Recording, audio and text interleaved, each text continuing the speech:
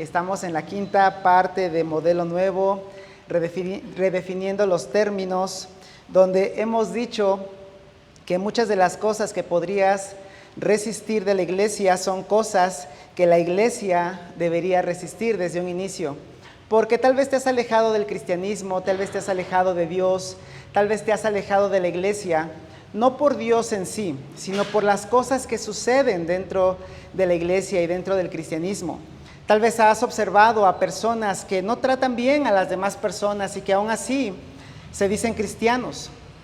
Tal vez has estado alrededor de una iglesia que hace cosas raras y queremos comprender esa parte. Recuerda que el modelo de templo, y esto lo hemos explicado en otras ocasiones, si tienes oportunidad puedes regresar en el feed de nuestras transmisiones o vernos en YouTube o en Amazon Music o en YouTube Music o en Spotify, donde hemos dicho que el modelo de templo consistía de 4 cosas: lugares sagrados, textos sagrados, hombres sagrados y seguidores sinceros. A veces estos seguidores en realidad son seguidores supersticiosos, pero en realidad todas las religiones tienen este modelo, donde tienes que ir a un lugar para observar y ver estos textos que a veces están escritos en las paredes o están en alguna parte y que son manipulados por los hombres sagrados. Y los seguidores a veces pues se tienen que mantener dentro de estas cosas, entendiendo lo que a veces Dios de ninguna forma ha querido decir. Y sin embargo, Jesús nos trajo un modelo nuevo, donde hay un nuevo pacto, donde hay un nuevo mandamiento, una nueva ética y un nuevo movimiento. Este nuevo pacto no es el pacto viejo, el pacto antiguo, donde estaban los 600 y tantos mandamientos que guardar. Ahora Jesús nos ha traído un solo mandamiento a través del cual podemos filtrar todas las cosas que hay que decidir en la vida. Una nueva ética que no bajó el estándar, sino que subió el estándar y que ahora tenemos todos que cumplir. Un nuevo movimiento que en realidad es la iglesia. Y la iglesia no es un edificio, no es un templo, no son 4 paredes. La iglesia son las personas que se han reunido con el propósito de proclamar el mensaje de Jesús. Así es que, como decíamos la semana pasada, el modelo de Jesús es menos complicado. ¿Por qué? Porque ya no hay templo, porque ya no hay 600 y tantos mandamientos que guardar, porque Él cumplió todos esos mandamientos para poder darnos un solo mandamiento, porque Él nos ha dado este nuevo modelo en el cual simplemente necesitamos adherirnos a su ética y a su movimiento, que es la iglesia. El modelo de Jesús es menos complicado, pero es mucho más demandante, porque implica que debemos amar como Jesús amó. Recuerda que en la última cena Él les entregó esto a los suyos. Él les dijo: así como yo los he amado, también ustedes deben amarse unos a otros. Porque esto es lo que Él quiere de nosotros, que así como Él nos amó, es decir, que llegó hasta el punto de dar su vida por nosotros, nosotros nos amemos también unos a otros. Y por eso es que ahora tenemos que responder, ya no a 600 y tantos mandamientos, que son muy buenos todos ellos, pero ahora tenemos que responder a la pregunta que tiene que ver con el mandamiento nuevo, que es el mandamiento del amor, y que la semana pasada comentamos. La pregunta es: ¿qué requiere el amor de mí? Que cuando no tengas una respuesta, cuando no sepas qué hacer, cuando no sepas cómo actuar, cuando no tengas a lo mejor un versículo bíblico en la mente, cuando tengas una situación en la cual te sientes atorado, que te sientes atorada, que sientes que estás perdido o perdida, la pregunta es: ¿qué requiere el amor de mí? Porque el único mandamiento que Jesús nos ha dejado y a través del cual filtramos todas las demás decisiones es: ama a Dios con todo tu corazón y ama a los demás como te amas a ti mismo. Y no nada más eso, ámense entre ustedes como yo los he amado desde antes. Y recuerda que el tiempo pasó, los siglos pasaron, llegamos al siglo IV, cuando el cristianismo se oficializó. Y en ese momento comenzó a ejercerse la autoridad del modelo de templo. Y mira, nadie tuvo la culpa en realidad. Esto sucedió porque el modelo de templo se fue infiltrando, y aunque hay personas en todos los siglos, en todas las edades, que dijeron esto no puede ser así, sino que tenemos que hacer las cosas como Jesús las indica, aún así el modelo de templo se infiltró en el cristianismo oficial. Y los siglos pasaron y pasaron y pasaron, y llegamos a los años 1500, en los que surgieron los reformadores como Martín Lutero o Juan Calvino, y que ellos promulgaron esta serie de solas, les llamamos, que dicen que solamente se necesita, por ejemplo, la escritura, la sola escritura, lo cual es fabuloso, lo cual es verdad, a lo cual nos adherimos. Pero esto de alguna forma se fue cambiando, de tal forma que ahora la escritura, es decir, la Biblia, no solamente sirve para poder conocer más a Dios o conocer más de Dios. Y la misma escritura, tú lo sabes, en el modelo de templo, en el modelo religioso de todos los tiempos, sirve por parte de algunos hombres que la manipulan y hacen que las personas entiendan lo que Dios no quiso decir. Eso pasó al inicio, eso pasó después, y lamentablemente también pasó en la Reforma. Y esto me da pie para decirte que la próxima semana estaremos hablando de la Biblia para grandes, para poder saber, para poder indagar. ¿Por qué? ¿Cómo se formó la Biblia? ¿Cómo es que podemos nosotros entender la Biblia? ¿Cómo es que podemos acercarnos a la Biblia? ¿Y cómo es que la Biblia también habla a determinadas personas y sus principios son aplicables también a determinadas personas? Te invito a que no te pierdas esa serie. Pero lamentablemente después de la Reforma, la Biblia se convirtió en un arma. Y para ser exactos, tal vez tú sabes que la Biblia se compara a sí misma con una espada. Y sin embargo, los cristianos, el protestantismo en general, no la usó como una espada. ¿Sabes cómo la usó? Como un bat, como un garrote, como algo para poder golpear a las demás personas que no están de acuerdo conmigo. Por eso es que el cristianismo hoy tiene más de 3,000 denominaciones cristianas, y todas las denominaciones dicen ser la verdadera, y todas las denominaciones cristianas dicen tener el entendimiento correcto de las escrituras, y todas a veces entran en momentos de debate, de no ponerse de acuerdo. ¿Por qué? Porque estamos regresando al modelo de templo. ¿Y sabes qué sucedió cuando la Biblia se convirtió en un arma? El amor se perdió. El amor se perdió. Mira, las 3,000 y tantas denominaciones cristianas que hay en este mundo no están divididas porque no se hayan puesto de acuerdo en cómo amar.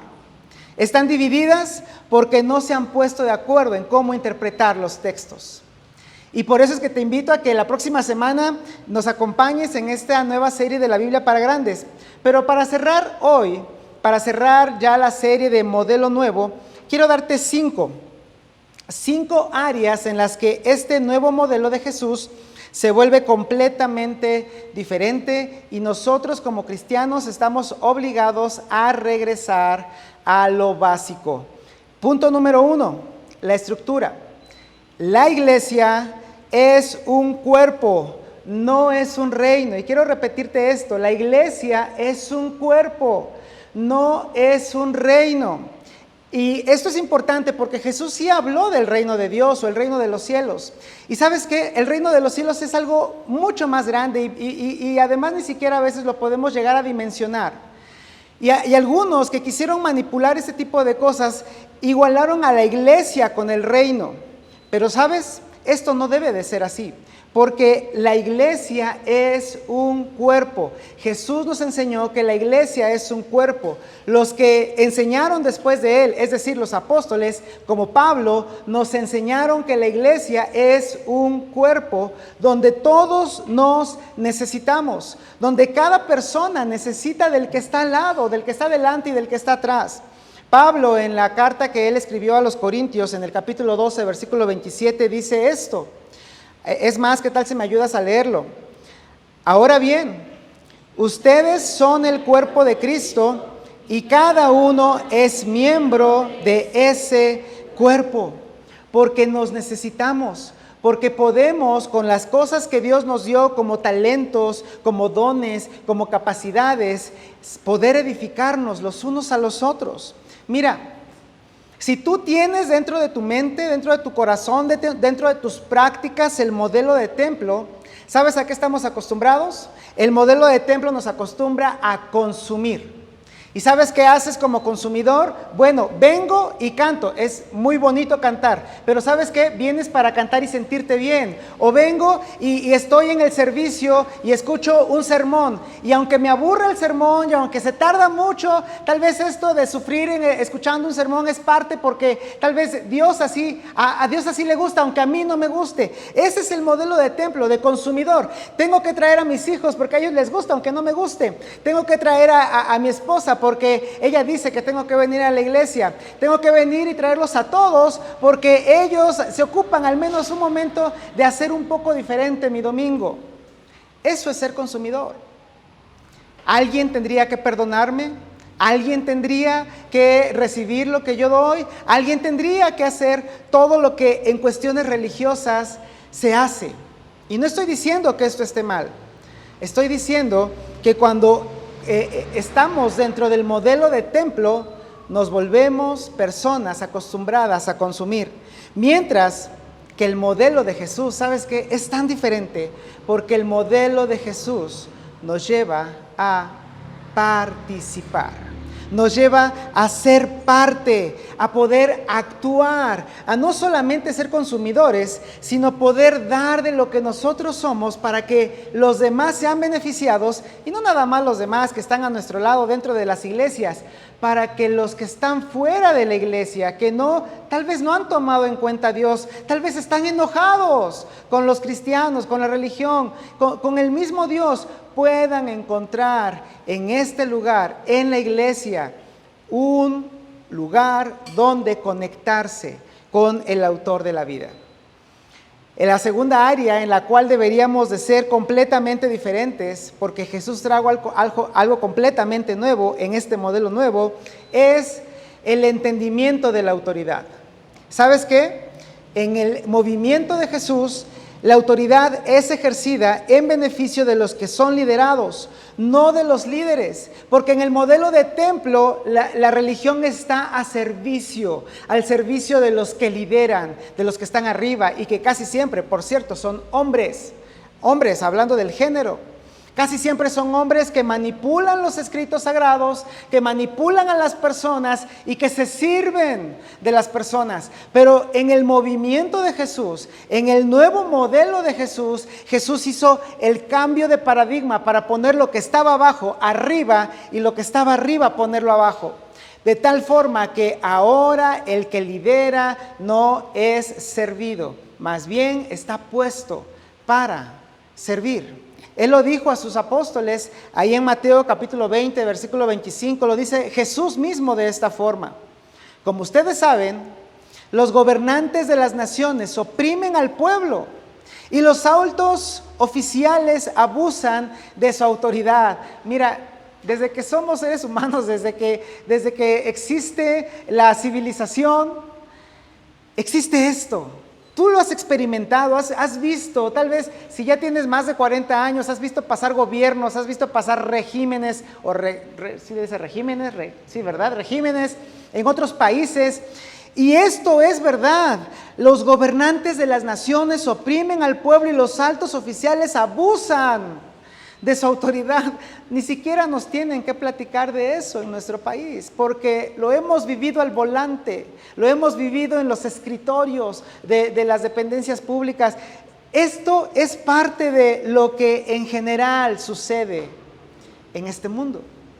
Pero Jesús dijo a los suyos, a los que formarían su movimiento, a los que formarían la iglesia, ¿qué tal si me ayudas a leer estas palabras que son fuertes y que son importantes? Pero entre ustedes no debe ser así. Mi movimiento no va a ser así. Y ¿sabes qué? Por eso tenemos que desenmascarar el modelo de templo, porque el modelo de templo volvió a instaurar esto. Tú has visto religiones, estoy seguro que has visto religiones donde los líderes se sirven de los que están liderando, que abusan de su posición. Jesús dijo, pero entre ustedes no debe ser así. Al contrario, el que quiera hacerse grande entre ustedes deberá ser su servidor. Y el que quiera ser el primero deberá ser esclavo de los demás. Jesús de hecho lo modeló. ¿Sabes que en esa última cena Él se quitó ese manto de maestro, de rabí, ese símbolo de respeto, para ponerlo a un lado y colocarse una toalla que se amarró en la cintura? Tomó un lebrillo, llámese un recipiente, para poner allí agua y lavar cada uno de los pies de los apóstoles. Mira, esto no lo hizo Jesús para instaurar una tradición. Lamentablemente hay quienes lo ven como tradición, pero en ese momento no eran pies lavados, no eran pies cuidados, no se les había hecho manicure en la mañana. Los pies de Pedro seguramente estaban con polvo, los pies de Juan seguramente tenían lo suyo, y Jesús lavó sus pies. Y cuando terminó de lavar sus pies, les dice estas palabras: les he puesto ejemplo. Les he puesto ejemplo para que hagan lo mismo que yo he hecho con ustedes. Les aseguro que ningún siervo es más que su amo, y ningún mensajero es más que el que lo envió. Así es que si yo, que soy Jesús, que soy Dios hecho carne, que soy tu maestro, que soy tu dueño, que soy tu Señor, no puedes ser mayor que yo. Y cuando la gente te tenga respeto, Pedro, Juan, Mateo, cuando la gente te tenga respeto, que van a pensar que eres un hombre sagrado, recuerda que no eres un hombre sagrado. Recuerda que debes lavar pies. Recuerda que debes servir a los demás. Tercer área en la que el modelo de Jesús es completamente diferente y que deberíamos guardarlo. Esto fue disruptivo hace 2000 años, el matrimonio. El matrimonio está caracterizado por el mutuo cuidado y sumisión, no por la dominación del hombre. Mira, esto fue de verdad nuevo en la época de Jesús, porque en la época de Jesús las mujeres ni siquiera tenían valía, no tenían voz, no tenían voto, eran consideradas como objetos dignos de tener una propiedad. Los hombres que estaban alrededor de Jesús en su época, para tentarlo y para tener también alguna salida, le llegaron a preguntar: oye Jesús, ¿y cómo le hacemos? Porque algunos de nosotros queremos ya despedir a nuestra mujer. ¿Cómo le podemos hacer para nosotros tener, ya no esta mujer que quiero, ahora quiero tener esta otra, y después desechar a esta y tener a otra mujer? Mira, yo te invitaría a que lo leas, vea tu Biblia y busca Mateo 19. La respuesta de Jesús es tan magistral, es tan importante, que la respuesta de sus apóstoles a esta otra respuesta de Jesús están tan llenos de otra cosa, tal vez tan confundidos, porque está totalmente en contra de la cultura de aquellos entonces, que dicen ellos: si tal es la situación entre esposo y esposa, comentaron los discípulos, es mejor no casarse. Porque los hombres salimos perdiendo, porque los hombres estamos acostumbrados a que las mujeres son menos que nosotros, porque los hombres estamos acostumbrados a que las mujeres son nuestra propiedad, porque los hombres estamos acostumbrados a maltratar a las mujeres, mejor no conviene casarse. Y luego Pablo, unos años después, les escribe a los cristianos en Éfeso y les confirma esto. Hablándole a las familias, les dice: sométanse unos a otros por reverencia a Cristo.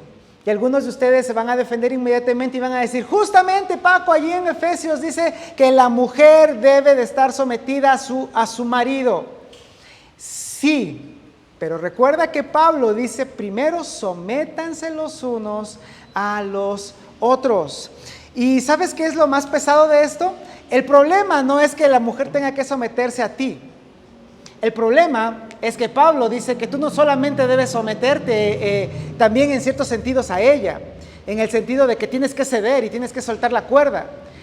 El problema más grande es que tú tienes una responsabilidad mayor como hombre, y es amarla como Cristo amó a la iglesia. ¿Y sabes cómo amó Cristo a la iglesia? ¿Saben, hombres, cómo amó Jesús a los suyos? Entregó su vida por nosotros. Murió por su iglesia.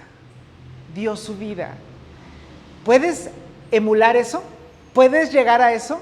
Entonces, no vale la pena gritar, no vale la pena golpear muebles, no vale la pena, no está justificado que golpees la pared, no vale la pena que le pongas un solo dedo encima a esa mujer que ha sido hecha a imagen de Dios, igual que tú, y por quien Jesús también murió.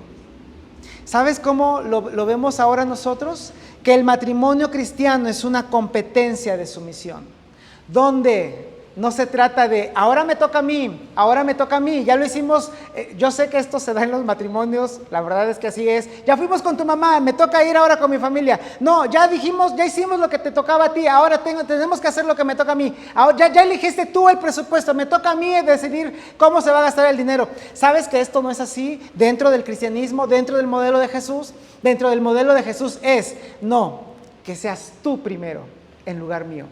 Y que la discusión no sea me toca, sino por favor que sea todo en beneficio para ti. Una competencia de sumisión. Ese es el secreto de las parejas felices. Hemos hablado de eso aquí en la iglesia también. Cuarta cosa, cuarta área, la espiritualidad. ¿Sabes que a veces esto de la espiritualidad nosotros lo determinamos por cómo se ven las personas? ¿Cuál es el porte de las personas? ¿Cuál es la posición de las personas? ¿Cuáles son las palabras de las personas? Si están elegidas, si se viste de tal forma o de algún modo. Mira, este cuarto punto, la espiritualidad está determinada por lo bien que uno ama, no por cuánto se sabe. Así es que si esto lo hacemos una realidad, habrá personas en el modelo de templo que puedan contestar todas las preguntas teológicamente que puedas hacer. Tal vez haya personas que tengan no nada más la licenciatura, la maestría, el doctorado en teología, pero la verdad es que el nuevo movimiento de Jesús, el nuevo modelo de Jesús, no está midiendo la espiritualidad a través de eso. Pablo, quien fue el gran apóstol, quien primero estaba en contra del cristianismo, quien pensaba que era espiritual estando en el judaísmo y persiguiendo cristianos y metiéndolos a la cárcel y maltratándolos y consintiendo en la muerte de cristianos. Cuando se encuentra con Jesús, cuando se vuelve él también cristiano, cuando abraza este nuevo modelo de Jesús y lo entiende, él ahora nos habla del fruto del Espíritu. Allí en Gálatas 5, él nos dice, en cambio, el fruto del Espíritu, y está hablando del Espíritu de Dios. ¿Qué puede ser más espiritual que el Espíritu de Dios? ¿Qué puede ser más importante en cuanto a lo espiritual que la misma presencia de Dios? El fruto del Espíritu, él tal vez pudo haber dicho, es astucia, es conocimiento, es comprensión de las cosas más profundas de la fe, es la habilidad de que las personas estén atentas a tus palabras, a tus modos ceremoniales de hacer las cosas. Pero Pablo no dijo eso. Pablo no escribió eso. ¿Sabes cómo lo escribió Pablo? Pablo dice, en cambio, el fruto del Espíritu es amor, es alegría, o sea, gozo, paz, paciencia, amabilidad, bondad, fidelidad, humildad y dominio propio. No hay ley que condene estas cosas, porque recuerda que los gálatas estaban tratando de volver a los 600 y tantos mandamientos del modelo de templo judío. Él tiene que decirles, mira, si quieres ser espiritual, si quieres medir tu espiritualidad, Debes hacer estas cosas, debes medirlo a través del amor, de la alegría, de la paz, de la paciencia, de la amabilidad. No se trata del conocimiento, no se trata de la pose, no se trata de cómo a lo mejor te vistes, porque hay gente que para parecer más sagrado se viste muy sagrado. No se trata de eso. Puedes ser la persona más religiosa, pero si no tienes amor, si no tienes gozo, si no hay paz en tu corazón, si no tienes paciencia por las demás personas, si no eres amable con las demás personas, si no hay bondad hacia otras personas, si no eres fiable, si no eres humilde y si no te dominas a ti mismo para no lastimar a otras personas, déjame decirte que no eres espiritual. Porque uno de los aspectos más importantes del fruto del Espíritu, del amor, la alegría, la paz, la paciencia, la amabilidad, la bondad, la fidelidad, la humildad y el dominio propio, estas 9 cosas me encantan porque, mira, no son verticales, no tienen que ver con Dios, son horizontales. Tienen que ver con cómo te desarrollas con las demás personas. No son internas, son externas. Se pueden ver, no son algo que puedas hacer simplemente. ¿Sabes qué implica? Implica un sacrificio, son sacrificiales. ¿Alguien ha hecho algo sacrificial por ti? ¿No ha hecho eso la diferencia? Jesús nos llama a hacerlo de manera sacrificial. Una de las cosas más importantes, además de que son horizontales, de que son externas, de que son sacrificiales, es que también son interculturales. O sea, no importa, porque recuerda que los apóstoles tuvieron que ir por todo el mundo y predicar esto. No importa si estás en China, o si estás en India, o si estás en América, o si estás en África. Estas son cosas que podemos guardar en todas las culturas. Y mi favorito, son antinaturales.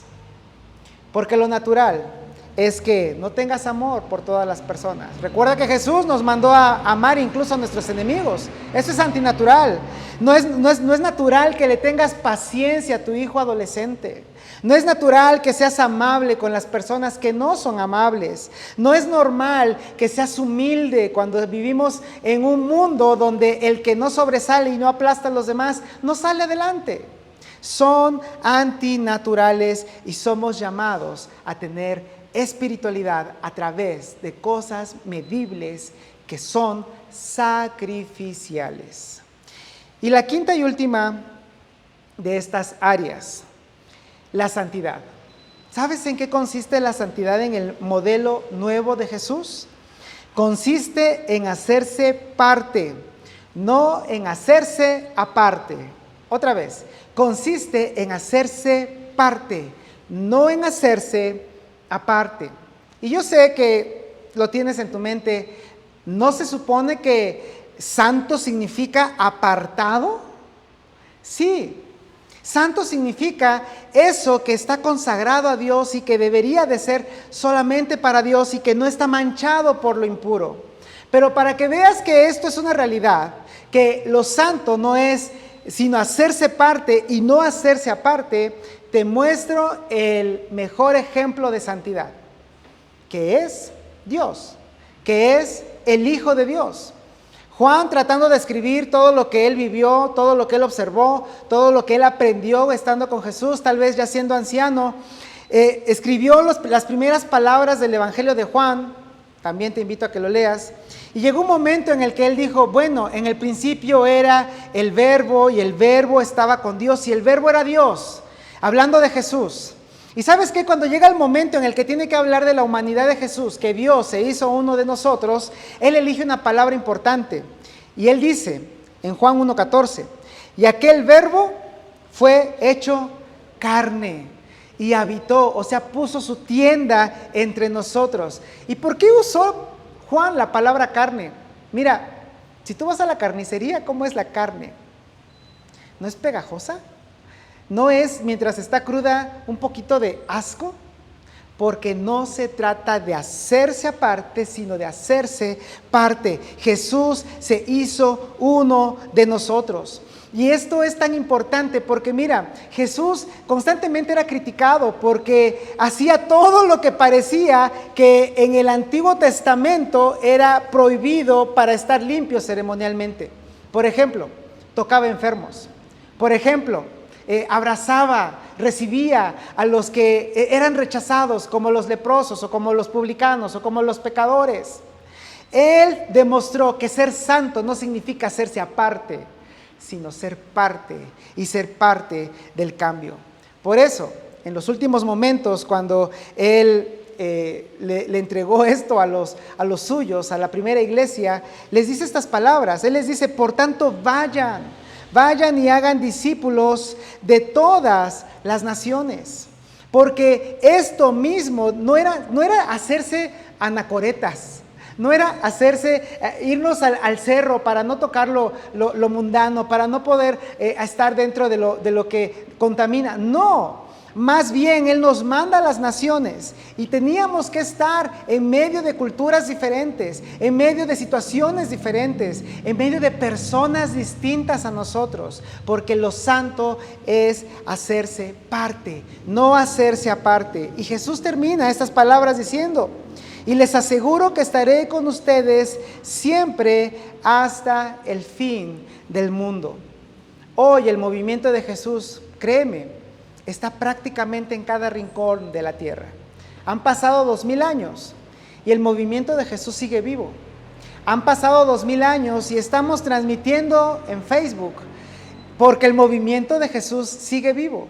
El día domingo que nos des la oportunidad de estar aquí, que el pastor Víctor seguramente nos va a dar una predicación excelente, que va a haber maestros que estén atendiendo a tus hijos, que va a haber seguramente aquí algo de snack para poder tener un bocadillo, que va a haber alguien que tendrá preparado este lugar limpio, que va a haber quien haya ensayado para poder cantar juntos. ¿Sabes qué? Todo eso es porque hay que poner las manos en la obra. Y a veces las manos en la obra se ensucian. Y por eso es que la santidad tiene que ver con hacerse parte y no hacerse aparte. Porque el movimiento de Jesús, en el movimiento de Jesús, la gente santa tiene las manos sucias. Tal vez estén ahí un poco manchadas porque cambiaron el pañal de tu hijo. Tal vez estén un poco manchadas porque tuvieron que limpiar algo de jugo derramado. O porque tuvieron que barrer el patio, o porque tuvieron que ensayar una canción. El movimiento de Jesús, la gente santa tiene las manos sucias. De hecho, si lo vemos desde un punto de vista más amplio, lo sucio es lo nuevo santo. Porque tú y yo, en realidad ni siquiera éramos aceptables dentro del modelo de templo. Pero en Jesús no nada más hemos sido limpiados, sino hemos sido santificados para poder ser parte de este modelo nuevo. Así es que nunca confundas la dotación con la santidad. Hay gente muy dotada, muy inteligente, es más, hasta superdotada, pero eso no significa santidad. La santidad tiene que ver con el hecho de hacerse parte, no de hacerse aparte. Porque recuerda que el hombre más santo de la historia murió envuelto en su propia sangre, cargando tus pecados y mis pecados, cargando tu suciedad y mi suciedad. Así es que si algo de estas 5 áreas del nuevo modelo de Jesús, como la estructura, la autoridad, el matrimonio, la espiritualidad o la santidad, necesitas tal vez pararte un momento y reconocer que tienes que cambiarlo, que tienes que modificarlo, que tal vez tienes una mente con el modelo de templo incrustado, tal vez incluso como congregación, como iglesia tendríamos que hacer cambios porque se trata no de nosotros, sino de algo muchísimo más grande. Por eso es que hacemos esta pregunta: ¿qué requiere el amor de mí? ¿Qué requiere el amor de mí? Recuerda que el cristianismo cambió una vez el mundo. Y si soltamos el modelo de templo, seguramente Dios podrá volver a cambiarlo a través de nosotros, a través de este modelo nuevo. ¿Qué te parece si oramos? ¿Qué te parece si le pedimos a Dios que nos dé el valor de poder hacer algo con esto que hoy hemos aprendido.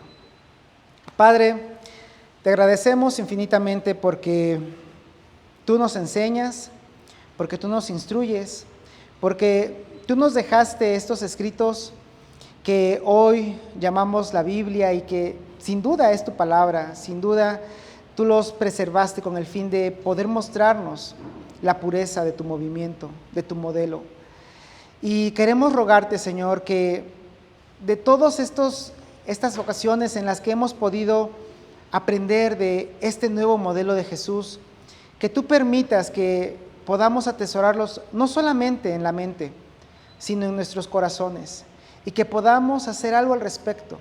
Danos el valor, Dios, de poder cambiar lo que tengamos que cambiar. Si somos cristianos, Dios, debemos mostrar a tu Hijo Jesús en nuestras vidas. Y si hay alguien, Dios, que a lo mejor está escuchando por primera vez un mensaje como este, Dios, que puedan observar en nosotros el modelo de Jesús, no un modelo religioso, sino lo que realmente tu Hijo Jesús quiso y vino a hacer en este mundo.